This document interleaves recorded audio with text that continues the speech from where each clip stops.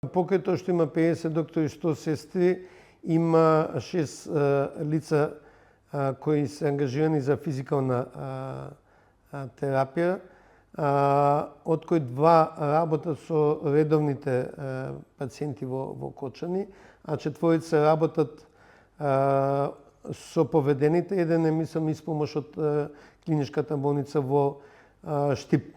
Покрај ова би нагласил дека општата болница Кочани има буџет од 4 милиони евра годишен.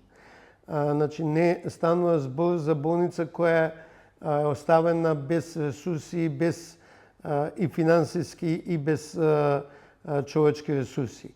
Оно што можеби недостасува проблемот е што најголем дел од повредените се вратија од 20 земји, од 30 различни болници, со 30 различни протоколи како се третираат.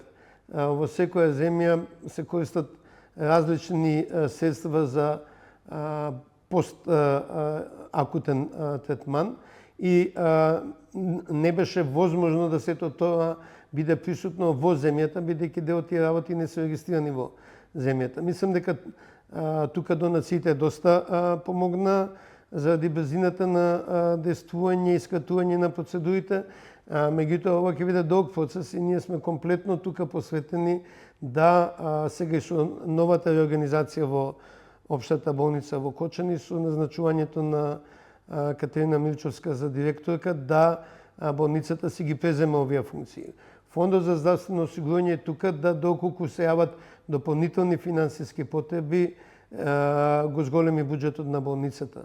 И тоа колку да трае овој процес, 1-2 години, таа поддршка сигурно ќе биде обезбедена од државата.